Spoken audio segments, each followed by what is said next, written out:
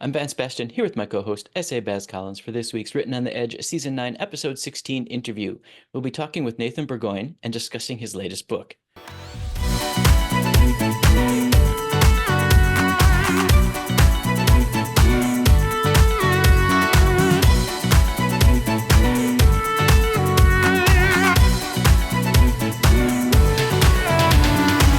So if you haven't met him before, and he's a friend of the show, you should go listen to his other interviews, but let me tell you a little bit about him. Nathan Burgoine grew up a reader and studied literature in university while making a living as a bookseller. His works can be found in genres ranging from comedy, romance, and erotica through to serious and sci-fantastic. He seems equally comfortable writing short as well as long form. A cat lover, Nathan managed to fall in love and marry Daniel, who is a confirmed dog person. Their ongoing cat or dog détente ended with the rescue of a 6-year-old husky named Coach, who gave them 4 wonderful years before crossing the Rainbow Bridge. Since then, they've rescued Max, another husky, who is much younger and very determined to be a bed dog. They live in Ottawa, Canada, where socialized healthcare and gay marriage have yet to cause this guy to cave in. Nathan, welcome back. Thank you for having me. It's awesome to be here every time. Our pleasure. So how is Max doing? It's funny. I realize now I should probably have updated that. He gave up on being a bed dog. He got there, decided it was going to be his thing. But my husband snores. I move too much, and he got annoyed with us and started jumping off the bed after like an hour because we were making it uncomfortable for him. So now he's Forget you. I'm out of here. Yeah, no, he's like, you're awful at this. So he sleeps on the landing. So I had a husky fresh out of college. My first dog was a husky, and she used to sleep in the bathtub. Yeah, She wanted, anywhere cold. Yeah. yeah, she wanted nothing to do with the bedroom. She wanted the bathtub. Yeah. Yeah, he's That's, often asleep against the front door where the crack is, that he can oh, get whatever cold might be yep, coming in from outside. Yeah. yep. Do you have air conditioning? We do. Oh yeah, and Canada's a weird place. People always think of it as cold, and it is. Don't get me wrong, Canada gets very cold, but Sure. in summer it also goes up to plus 40 Celsius. Like we Yep. have the swing from minus 40 to plus 40, just not for very long. And so yeah, summer we need our AC. Yeah, And I'm assuming he lays in front of the AC vent. he lies over it, like he covers it. Love it. I got a hairball. Yeah. All right. And while I love talking about pets, it's not a pet podcast. We should probably talk about book 3 in your series, Triad Magic. It's finally here. I feel like I need to apologize to everyone, and did at the acknowledgements. Woohoo! So, what should folks know about the series before we jump into Triad specifically? Well, so the series began, it's funny you mentioned as well in the intro, I wrote a bunch of short stories, and 4 of them were about the 3 main characters in the Triad books. Curtis, a wizard, Anders, a demon, and Luke, a vampire. And Anders got 2 cracks at the bat compared to everybody else. And when I was writing them, it's very rare that you get a lot of feedback on short stories, but people gave me a lot of feedback. They wanted like more. And so I did more short stories, and I really enjoyed that. And then my editor reached out to me and was very like, so when is the book with these characters coming? Originally my answer was there isn't. And then an idea actually did occur to me that wouldn't fit in a short story. And so I started working on it. And then so book 1 happened. Right after that, book 2 happened. And I'm like, oh my gosh, I'm going to write a trilogy. And then Max, the aforementioned dog, destroyed the tendons in my left arm. And everything got kind of derailed for a few years. Yep. So there was a big gap. But yeah, so coming into this one, what you need to know basically is that you've got 3 individuals who have very different kinds of supernatural ability, but they've decided to work together, which bucks tradition. And that's been the returning theme of the Triad books, is that there's a way things have always been done. And, coming as a queer writer, I'm like, no, that isn't justification for anything. So they find their own path, they connect their own way. And this time they're going up against a killer who is managing to kill people who can see the future, which makes no sense. So yeah. Wow. Wait, you're a queer writer? Oh, Does yeah. Does your husband know? He's aware, yeah, especially when like it's time to do our yearly taxes. He's very aware of just Ouch. Oh, yeah, we just went through that too. So each comes from a different slice of supernatural life, but they're still like in the shadows of our real world. Yes, so it's definitely contemporary fantasy, but done with that very often revisited where the supernaturals are just staying out of sight, manipulating people from the shadows. Comes up quite a bit in this one specifically because I set a major portion of it literally on Parliament Hill. So there's stuff happening, and you can't have your normals wandering around. So Yep. Yep. Is their relationship, are there any spoilers to their relationship that I shouldn't be asking?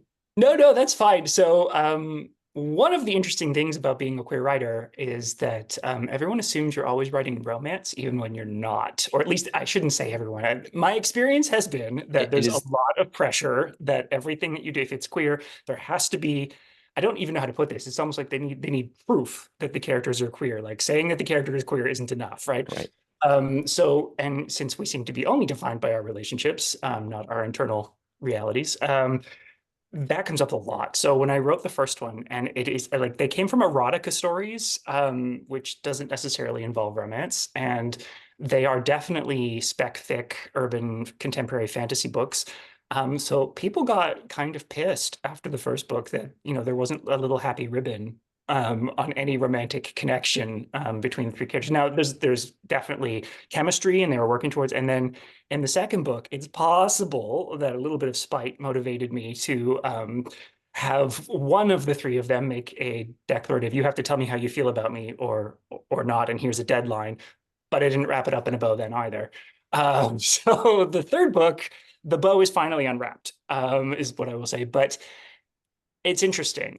Even with the third book out now, it's just come out, so there's only a few reviews so far. There have Mhm. been a couple of mentions of how, oh, I wish there was more time for their romance. I'm like, it's not a romance. Yeah.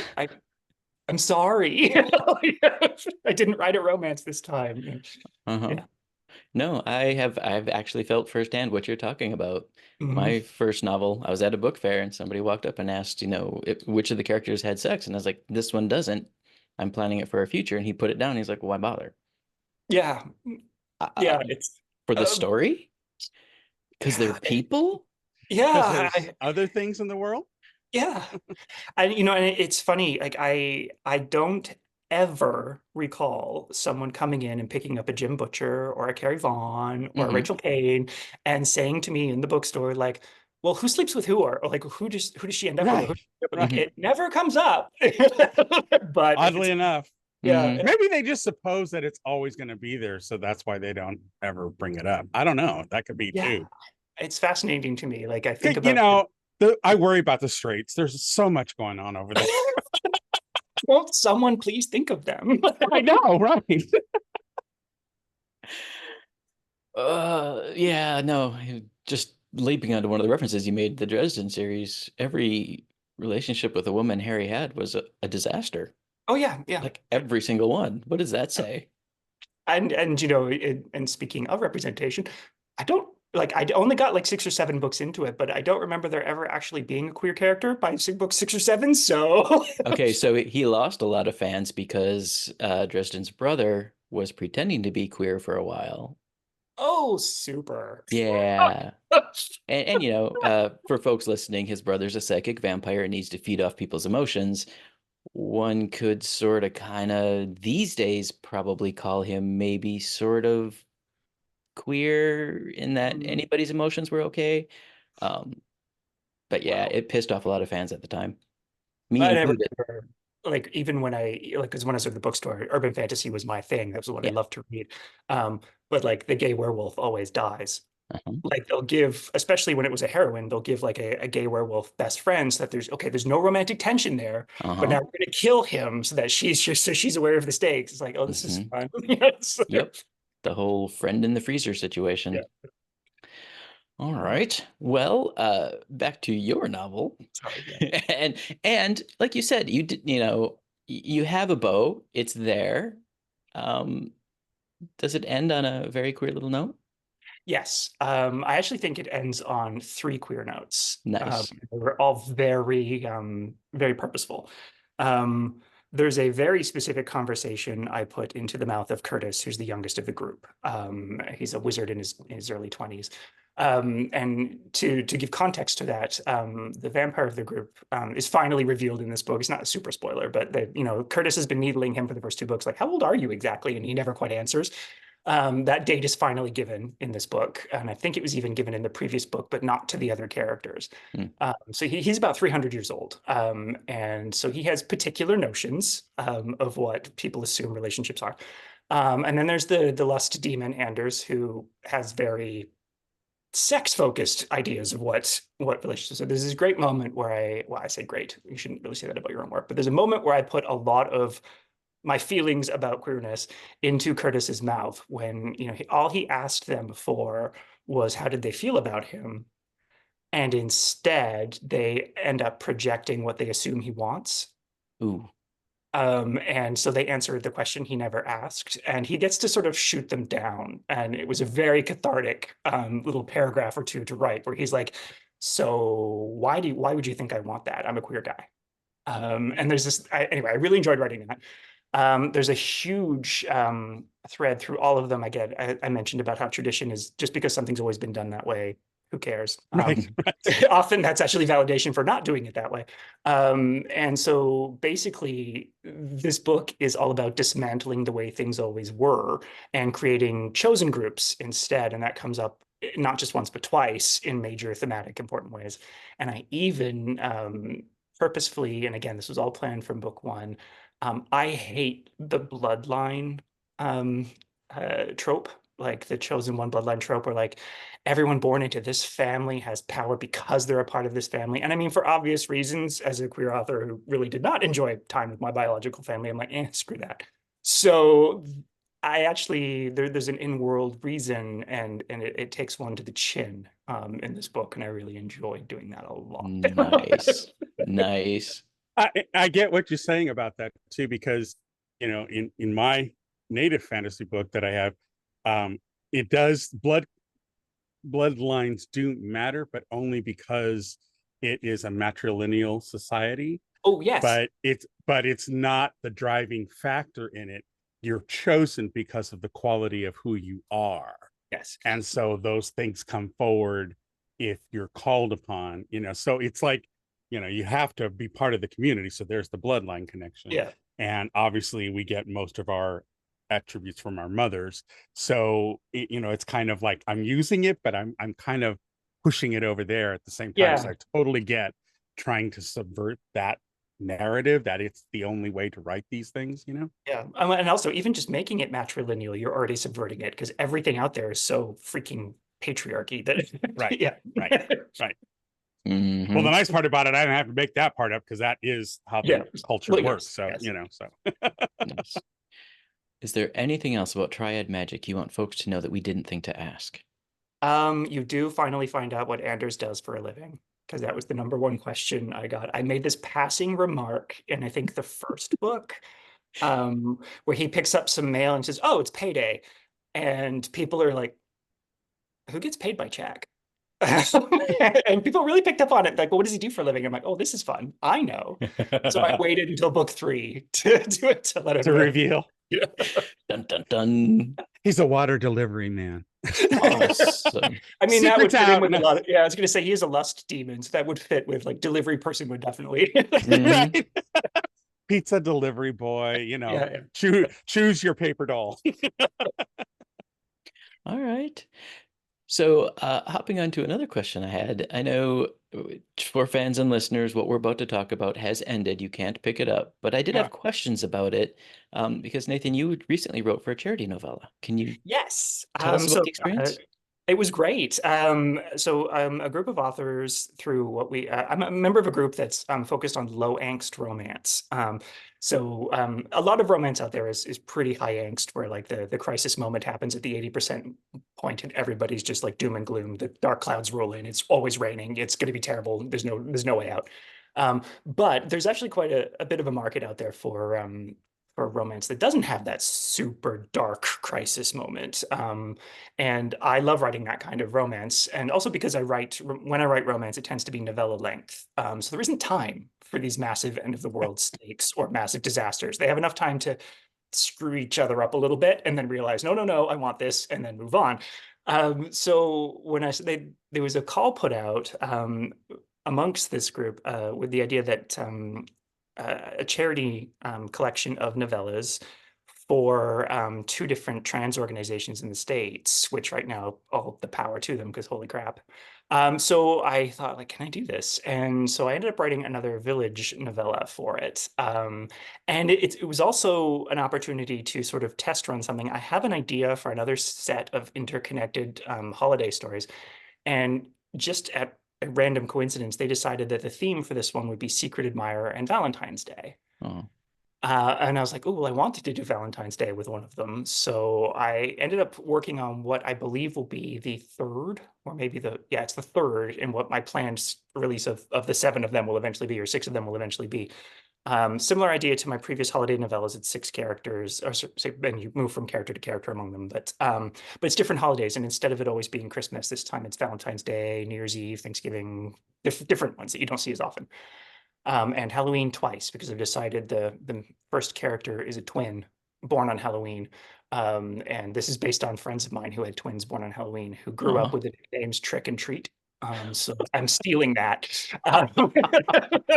So anyway, working with these other authors, it was great. It was so smoothly organized. It left me with 2 impressions.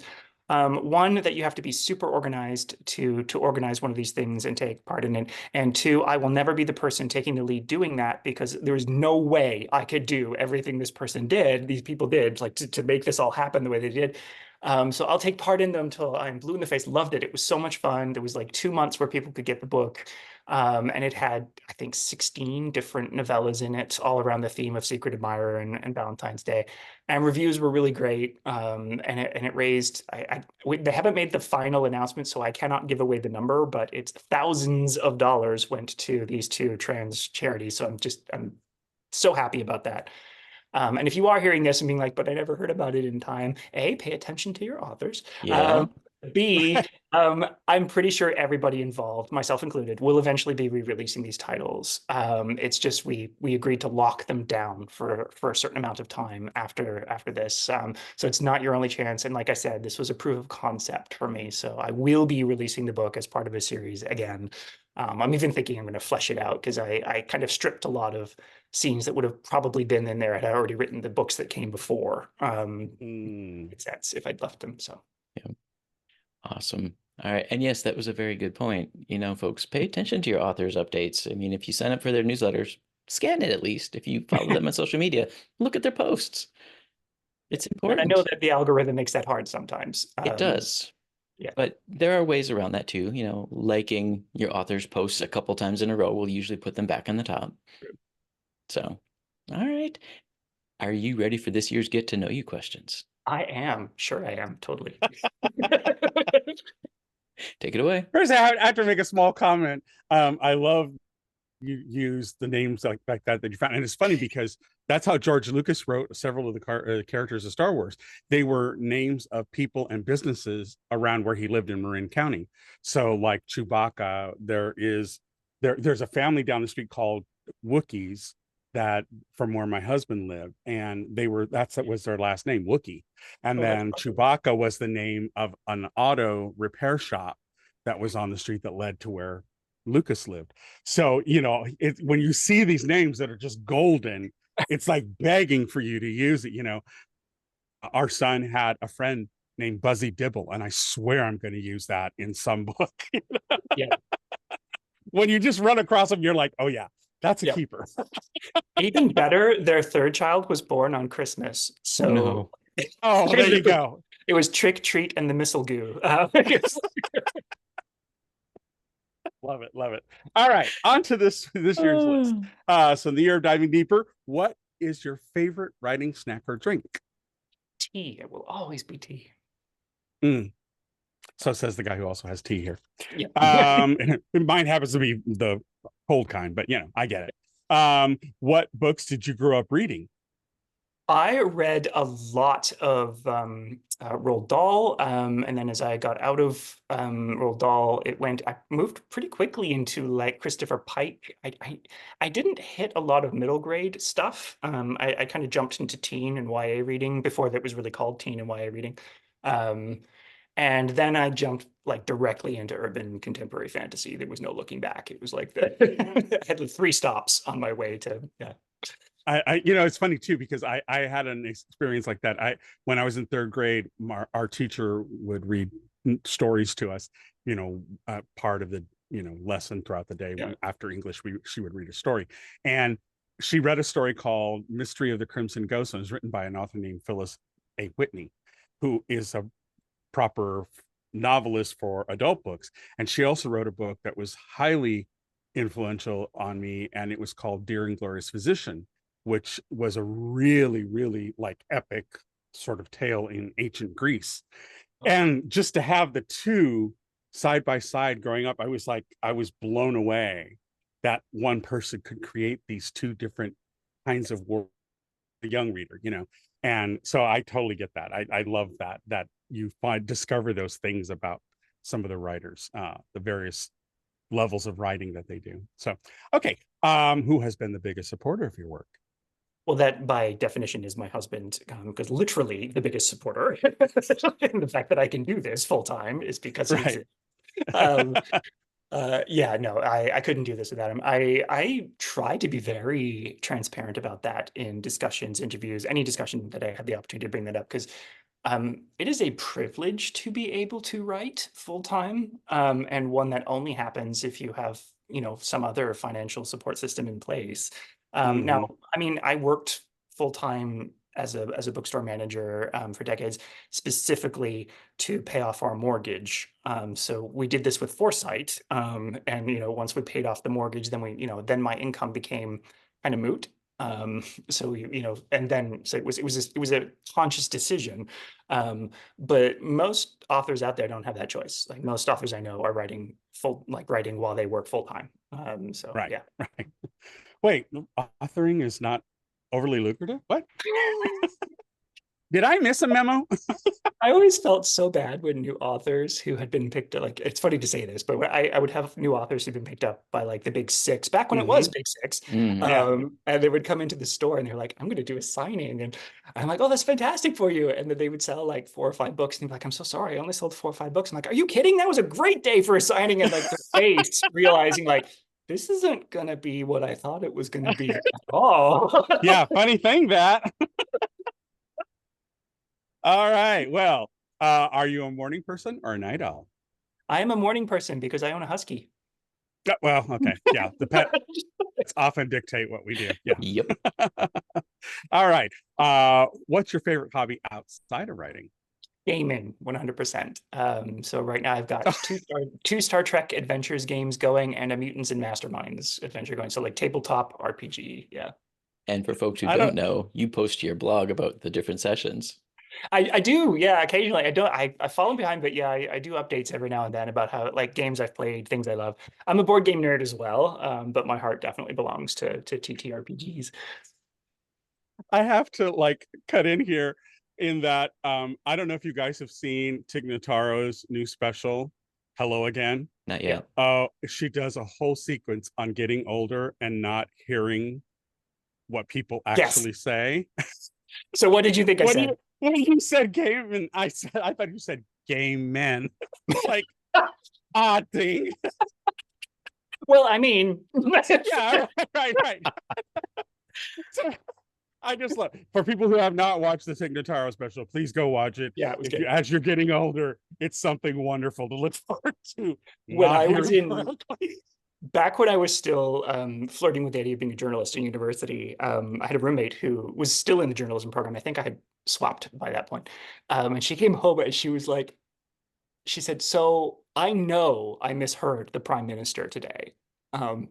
She's like, but I can't figure out what he said. And she actually had a hearing aid. So we had to keep replaying her tape recorder. And once someone tells you what they think they've heard, it's almost impossible to hear any other word, right? Yeah, I over and over again. Yeah, over and over again, we heard the prime minister say he was bi-curious. And we're like, well, that really can't be right. It turned out he'd said something about vicarious. No, tomato. Yeah. Has writing and publishing books changed the way you see yourself? Yes. And I think part of that is also just as I get older as a queer man, I feel more and more of a responsibility to consider the impact of what I've written, especially through the lens of if a queerling finds my book at the right time. That's always something I'm thinking about now. Not even, it used to be something I would think about somewhat, but now it's very forefront in my mind when I'm writing. And one of the reasons I'm loving writing YA. Excellent. Okay. If you were to write a spin-off about a side character, which one would you choose? If because we're talking Triad Magic, pretty much any of the Curtis the Wizard has a friend group that he meets of some of the younger wizards who are involved with the major families, capital F families, which is like if you think about it, it's almost like a magical mafia. Like they control a lot of things. They're very much in charge. But there's 5 of them who've kind of splintered off, and even though they're not a part of the same coven because they're forced to be in covens with their families, they're kind of trying to learn from each other. They're kind of undermining the status quo a little bit, and they're Curtis's friends. And any one of them, I would cheerfully run off with and write a story about. And I did actually when I mentioned there were 4 short stories with the main characters. I ended up writing one short story with one of the characters, Matthew, who has the ability to see the future, and is a major part of this book, since people who can see the future are getting murdered. He has this vision about this particular werewolf, and so he spends like a short story length time trying to figure out why this person's important. And yeah, so Excellent. I've done it once already. I would do it again. Okay. All right. Have you ever traveled as research for your books? I don't think so, but I think every time I've traveled, it's become research for a story later. Yeah. Yeah. It's the other way around. Like where I Yeah. travel, I can't help it. I look and I'm Yeah. like, It's just osmosis. You're just yeah, absorbing and without even really recording, Yeah. Oh, consciously. yeah. yeah. Yeah. All right. And finally, how do you celebrate when you finish a book? I have a complete meltdown. Decide it's the worst thing I've ever done. Everyone will hate it. Then I have a cup of tea. No, oh, I don't. That sounds terrible. I Well, only have, after as many books as you've written, it's yeah, yeah. can you remember what it was like the first time it happened to you? I think it was more just a sense of relief that I'd hit the deadline. So I'm really careful with how I deadline myself. I only have one project to a deadline at any given time. And I don't pick up another project until I have finished one, with a deadline. Like I might work on things that if it doesn't matter if it falls to the side or whatever. So really the first thing I tend to do after I'm done a book is figure out what thing will get the next deadline. So Ah, yeah, that's kind of, I don't know if that's really celebrating, but it's like, okay, what's the new thing is usually my next thought. well, I mean, it is in the fact that you're still massaging that imagination cell Yeah, and saying, okay, what's next? What we got? yeah. So love it. All right. Well, you made it through the list. Bravo. Bravo. So what are you working on next? My next Speaking of, deadline, yeah, is another high-low. Lorimer accepted another, it has a working title of Dogs Don't Break Hearts. Oh. And it's about a young kid. And so again, I love writing these high-low books, which are the high interest, low complexity for kids who might need the language level to be a bit lower, but still don't want to read books that are aimed at kids younger than them. Hmm. So I've got a queer kid who has hit one of those stumbling blocks that a lot of us go through, where the first relationship has not worked out, spectacularly badly, and is now realizing that he's put that person a little too front and center in his life, and like now all of their friends and this very small queer community that you get in high school, if you get one at all, is kind of cut off, and he doesn't know what to do. And so one of the things in Ontario you have to do to graduate is you have to earn a certain number of volunteer hours while you're in high school, which is ridiculous because if they force you to do it, how is it volunteering? But he was going to go in with them, the group, and work at I lifted it straight off of reality. There's a place in Ottawa called Bruce House, which helps people with HIV/AIDS securing programs they need, like homes and so forth. So the group, as a group, was going to do that. But now that this is his ex and he's not sure how his friends feel about him, he has to come up with something else at the last minute and decides to work at a dog rescue because, unlike people, dogs don't screw with your heart. He hasn't learned that lesson yet. But And one of the first things that happens, of course, at this dog rescue is he meets one of the other volunteers who is now dating his ex. And yeah, so that'll be his little journey in this book. Wow. Well, where is the best place for people to keep up with your updates and maybe not miss the next short-term anthology? Always my blog, which you'll get redirected if you do nathanburgoine.com, but it's technically apostrophe N all run together at wordpress.com. Perfect. Any final words of wisdom? Don't have a meltdown when you release a book. It's just not the way to celebrate. Perfect. All right, folks, we'd like to extend... Grab a handful of M&Ms. Yeah. There you go. All right, we'd like to extend a huge thank you to Nathan Burgoine for joining us. Nathan, thank you so much for coming back. Thank you for all your work over the years. Thank you for having me, as always. Our pleasure. All right, we at Written on the Edge are proud to introduce you to new media by queer content creators. So if you enjoy learning about new artists or hearing our thoughts on entertainment media, please like and subscribe, and you'll get the alerts for new episodes. The show is produced by Rogue Ravens Media. For our disclaimers, links to social media, our listen stations, or to sign up as a guest, visit www.rotepodcast.com. Tune in next week for your queer media fix.